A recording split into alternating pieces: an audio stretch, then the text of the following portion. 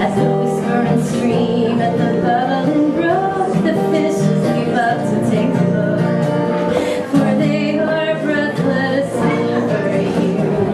Still your hands, still your heart, still your face comes shining through, and all the morning glows anew. Still your mind.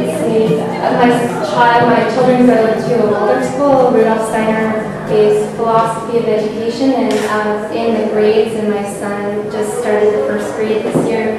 They do these chalk drawings that they change weekly in relation to the stories and literature that they're not studying, they're learning, they're being told stories, fairy tales, Rapunzel, and the teachers do these amazing drawings on the boards, and they glow. They're so luminous. And my son started coming home and he would redraw them on our chalkboard. And they were just so amazing to live with and so exciting to live with. And so after I had been working with him some, asking him to write out these phrases for me, I asked him to do this phrase on the chalkboard. And the phrase comes from several years ago, a good family friend, an older my parents' friend, she died from the complications of an enlarged heart. And she was someone that the poetry of it was so overwhelming to me, that this was something that she died from, and it sounded so beautiful and also so scary. So it's just been a phrase that's been with me. Behind me is a phrase that I knew that I wanted to have made in neon, but I didn't know how I wanted to do the text and how I wanted it to look. And it's a phrase that had been coming up over and over again for me, and it seemed that it just needed light.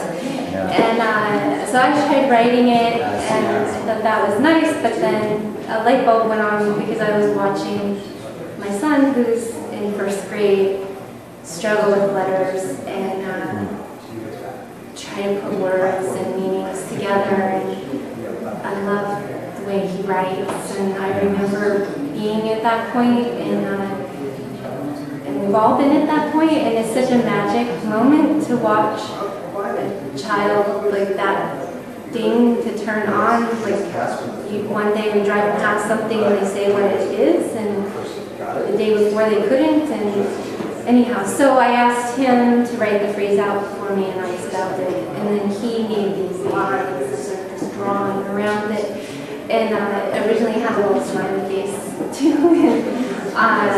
And I just held the paper and I thought, wow, this is it. I brought one in because people were asking what's in the jar. But the jars are marigolds, flowers, fresh flowers, and silk that's been mordanted, so it'll take a dye. It's been soaked in an aluminum sulfate, the salt bath. Yeah.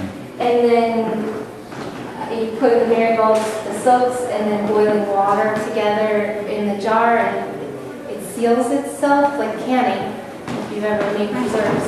And then it's a natural plant dye, so the silks will be golden. They were originally white, they'll be golden when they come out. And the piece, actually, from the show that I did a few months ago in Philadelphia, the actual jars were in the space there, and I felt like that was great. That piece was about being in the basement, and it was very much about preserving, and the piece is called Preserving Summer.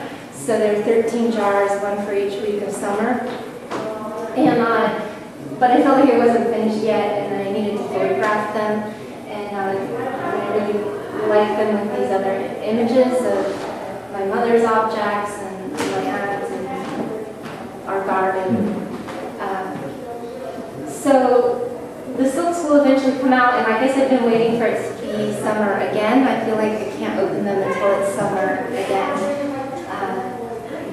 And then the silks will probably become something next. The stars were shining brightly, and softly we would sing. You'd sing of happy days gone by, it makes me happy too.